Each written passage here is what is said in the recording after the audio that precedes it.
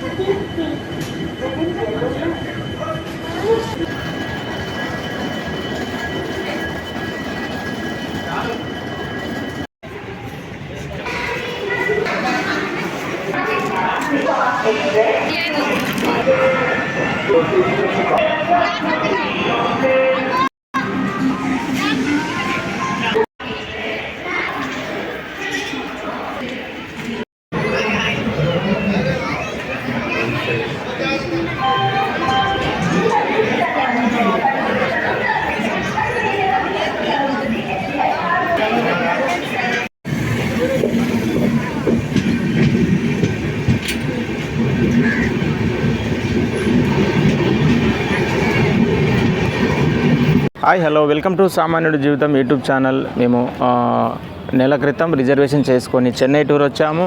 ఇంతకుముందు మేము వైజాగ్, అరకు, రాజమండ్రి వివిధ ప్రాంతాలు చూసిన మేము మొదటిసారి మేము చెన్నై నగరానికి వచ్చాము. ఎగ్జాక్టింగ్ ఎందుకంటే చెన్నై చిన్నప్పటి నుంచి చెన్నై అని వినడమే తప్ప ఎప్పుడైతే చెన్నైకి రాలేదు.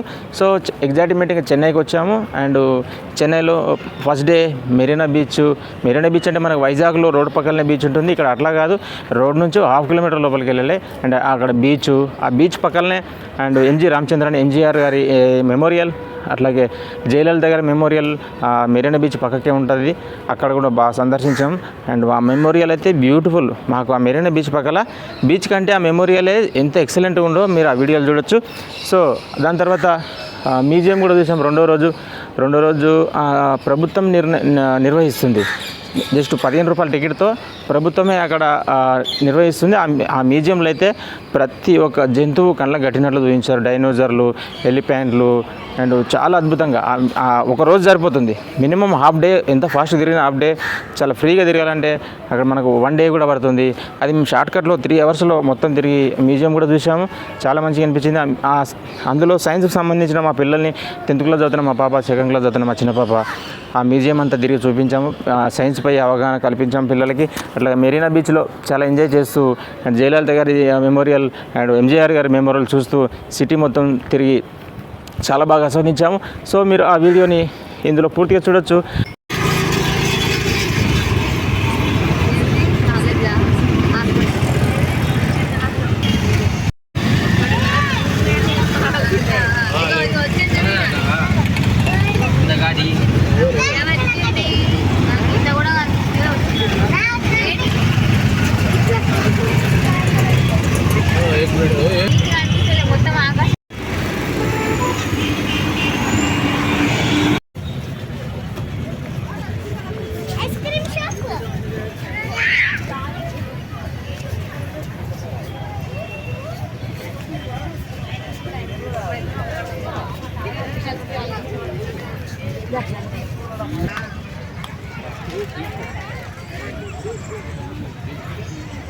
బీచ్ అయినా కానీ మిగతా అన్నీ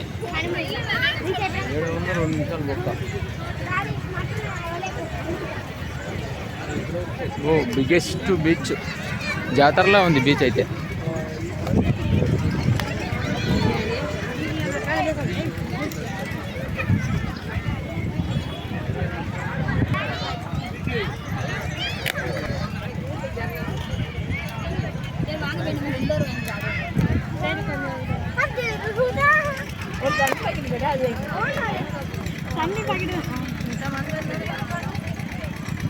అయిసేది బాగా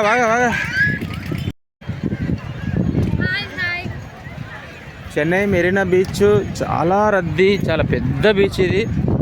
బీచ్కు మెయిన్ రోడ్ నుంచి బీచ్కి రావడానికి 1/2 కిలోమీటర్ నడుచుకుంటూ రావాలి. ఇట్లా ఇసుకలోనే 1/2 కిలోమీటర్ నడుచుకుంటూ రావాలి. మెరీనా బీచ్లో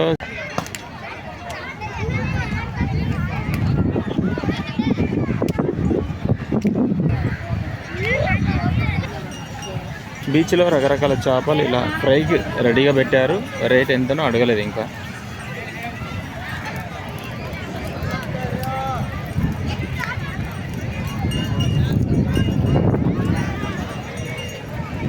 వైజాగ్లో ఇంత జనాలే ఉండరు, ఇక్కడ విపరీతమైన జనం.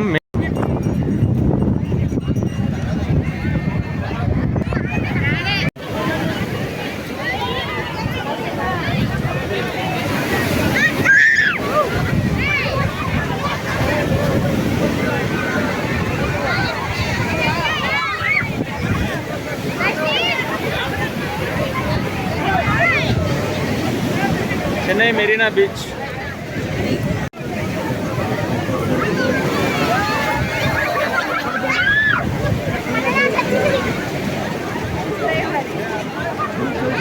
విన్నా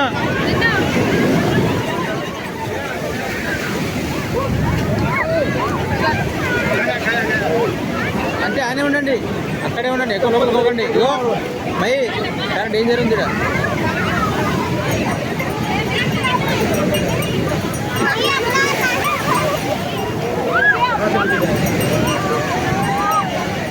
అయ్యి నేనైతే రాను.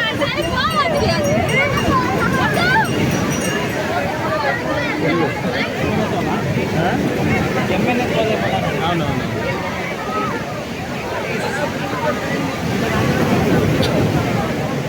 మీరు అక్కడికి వచ్చారా? అక్కడి నుంచే వచ్చారు. అంటే నాతో వచ్చిన బ్యాచ్ మిస్ అయిపోయింది, వాళ్ళని ఎదుర్కొంటూ చూస్తున్నా. ఫోన్ చేస్తే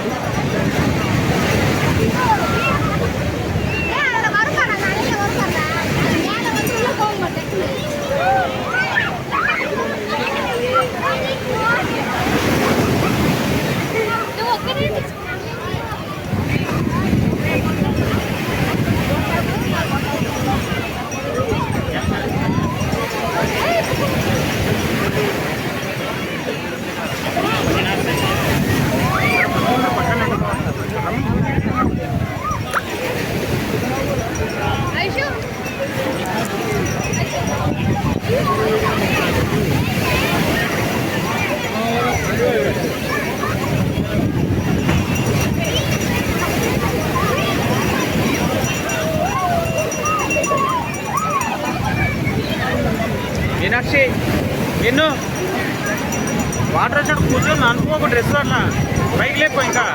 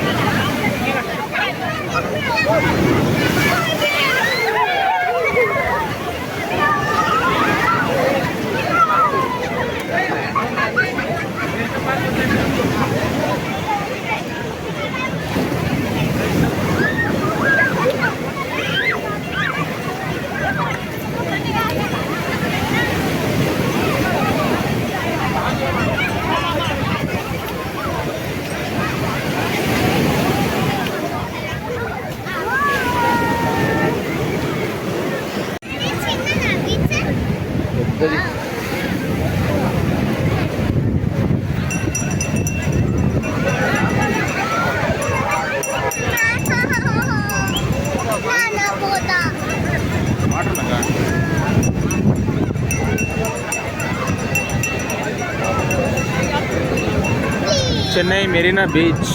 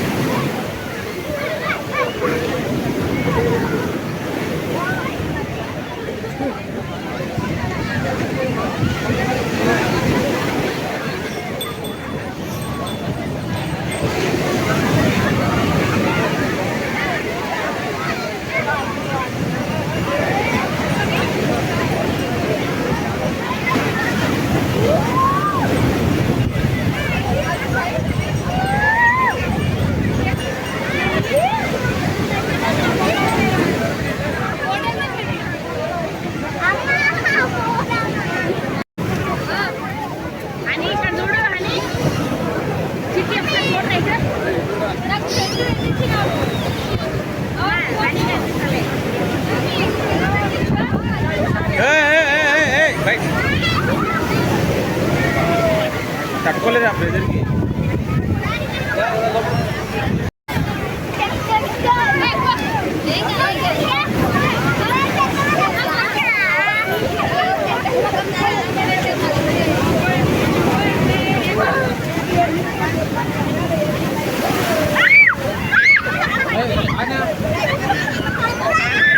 నా కాళ్ళు సేమ్ బట్టి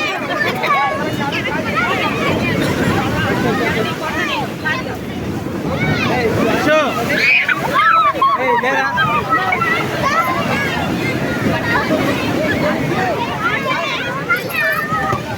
ఐసా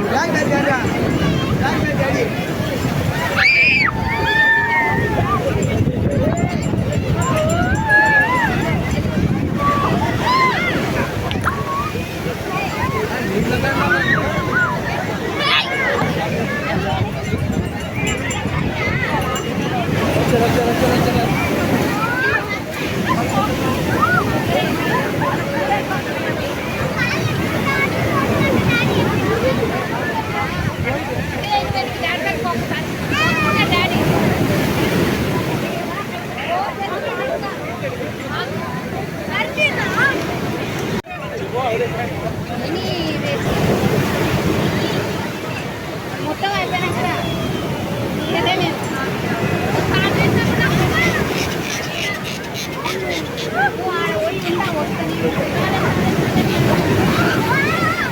కొంచెం ఎంత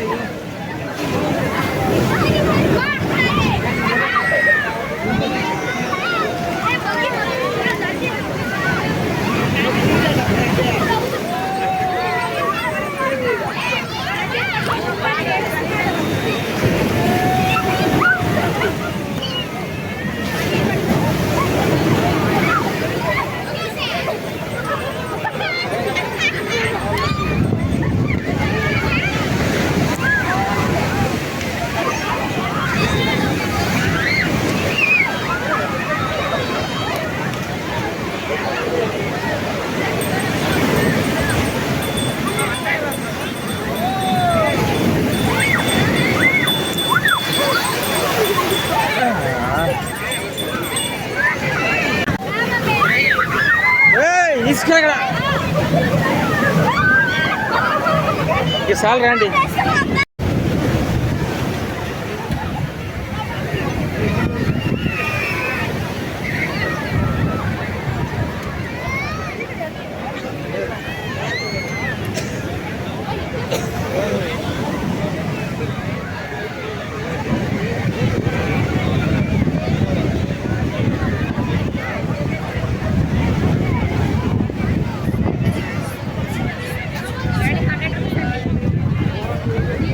అప్పుడే ఈ జోన్లో పెట్టినా కదా ఎనక. వినాక్షి నీవేవి? తెలుసుకోకు, నేను పట్టుకుంటే నేను నడవడానికి రాదు.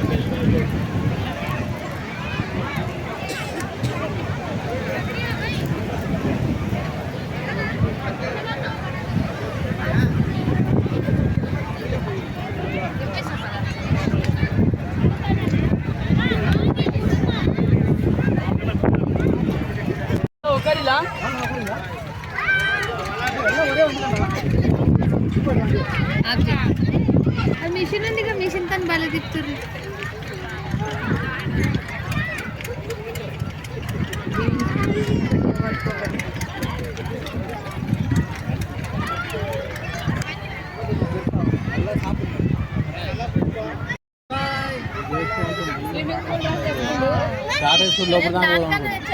అది ఏడుస్తుంది, బట్టలు చల్లగా వేయండి, దుంకిలాడు దుంకిలాడు.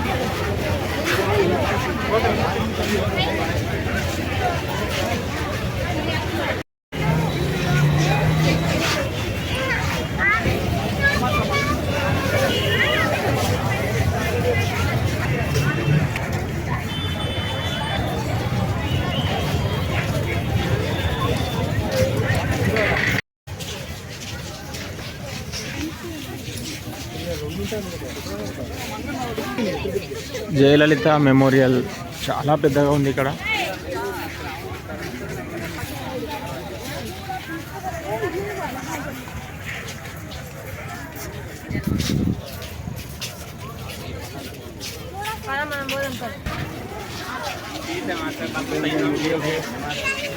హీరో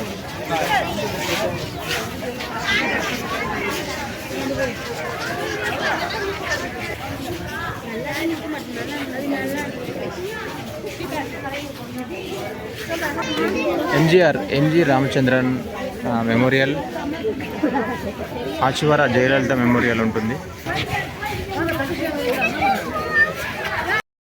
తమిళనాడు ముఖ్యమంత్రి జయలలిత గారి మెమోరియల్ చాలా బ్యూటిఫుల్గా కట్టారు సముద్రం ఒడ్డున. ఫస్ట్ ఎంజీఆర్, ఆ తర్వాత జయలలిత గారి మెమోరియల్. Wow, beautiful.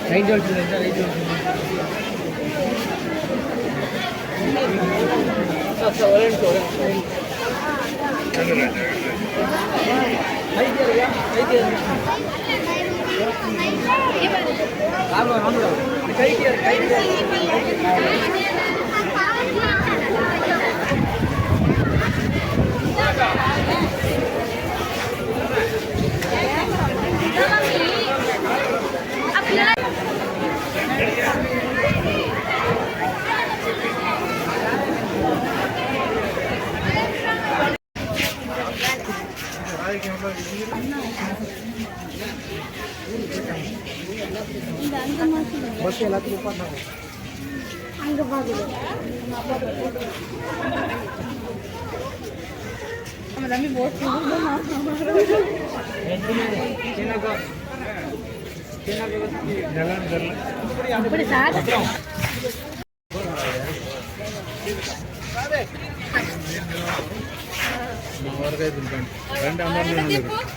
అందరం ఇక్కడ తమిళ్లో వచ్చి భాష ఏం అర్థమైతే లేదు. ఎవరైనా మన సభ జరిగినప్పుడు కూడా మాట్లాడితే అందరు క్లాప్స్ కొడితే ఏదో ఒక డైలాగ్ వచ్చిందని అర్థమవుతుంది.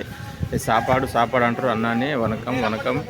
అండ్ ఇక్కడ నినాదాలు ఇస్తూ కూడా నినాదాలు అంటే అంతా ఏం అర్థమైతే లేదు తమిళ భాష.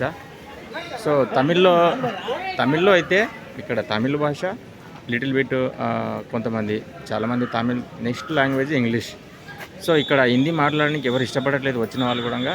ఓన్లీ మనం ఎప్పటి నుంచో వింటున్నాను తమిళ అంటే తమిళ్ ఇంగ్లీష్ అన్నాం. ఇక్కడ వచ్చినా కూడా చూసాం. ఇక నేను కూడా కొంతమందితో తప్పనిసరి మాట్లాడాల్సిన వర్డ్స్ ఇంగ్లీష్లోనే మాట్లాడాను, ఇంగ్లీష్లోనే ఆన్సర్ ఇచ్చారు. ఇక్కడ తమిళ్ ఇంగ్లీష్ తప్ప ఇంకే లాంగ్వేజ్ ఉండదు.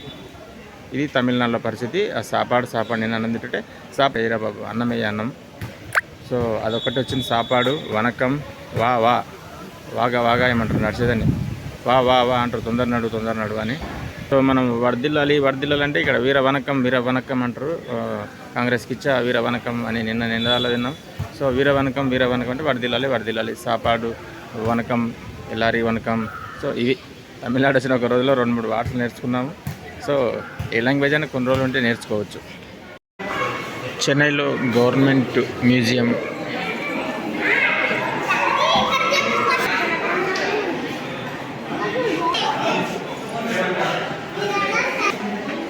శిల్పకళ అద్భుతం.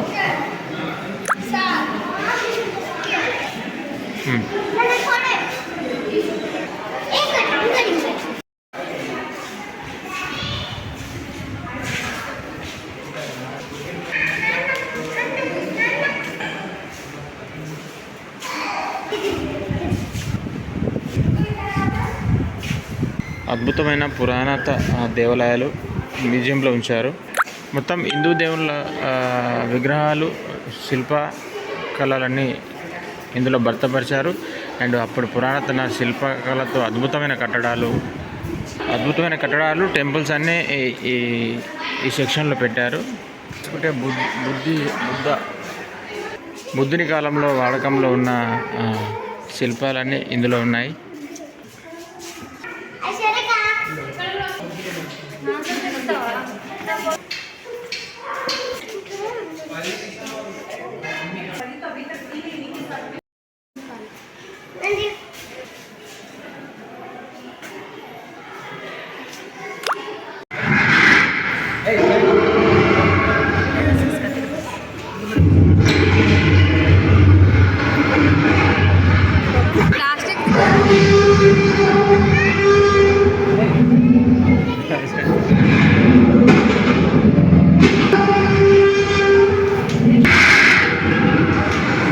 సో మ్యూజియంలో ఒరిజినల్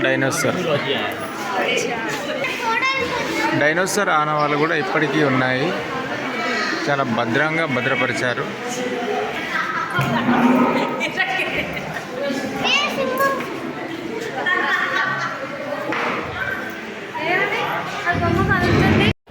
సో చూశారు కదా Chennai tour, beach and memorials and science museums and చాలా బాగా ఎంజాయ్ చేశారు మా పిల్లలు. మేము 2 సంవత్సరాలకు ఒకసారైనా ఏదో ఒక టూర్ వెళ్తుంటాం. సో మేము ఇప్పటివరకు అరకు, వైజాగ్, రాజమండ్రి వివిధ ప్రాంతాలతో పాటు చెన్నై కూడా పూర్తి చేసాం. చెన్నై మ్యాక్సిమం చూసేసాం. సో నెక్స్ట్ మా టూర్ బాంబే వెళ్ళాలని. ఇంకా బాంబే అంటే ఏ టూర్ అయినా మేము అంత ఈజీ రాము. 1 సంవత్సరం ముందే డబ్బులు ఆదా చేసుకోవడము అండ్ 1 నెల ముందు రిజర్వేషన్ చేసుకోవడము, అంత బడ్జెట్లో వస్తాం. మా దగ్గర దండిగా డబ్బులు ఉండవు, ఎక్కువ డబ్బులు ఏమి ఉండవు మాతోటి. అండ్ వాళ్ళ మామూలుగా ఉండదు మనతోటి. ప్లాన్ అంతా అట్లా సూపర్గా ఉంటుంది. మరి 1 ఇయర్ ముందే డబ్బులు సేవ్ చేస్తాం. ఏ టూర్ వెళ్ళాలన్నా 1 మంత్ ముందే రిజర్వేషన్ కన్ఫర్మ్ చేసేస్తాం. హ్యాపీగా స్లీపర్ కోచ్లో వెళ్ళిపోతాం.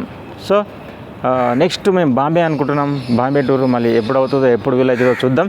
సో చూస్తూనే ఉండండి సామాన్యుడి జీవితం యూట్యూబ్ ఛానల్. సబ్స్క్రైబ్ చేయండి, వెంటనే సబ్స్క్రైబ్ చేయండి, లైక్ చేయండి, మీ అభిప్రాయాన్ని కామెంట్లో రాయండి. Thank you.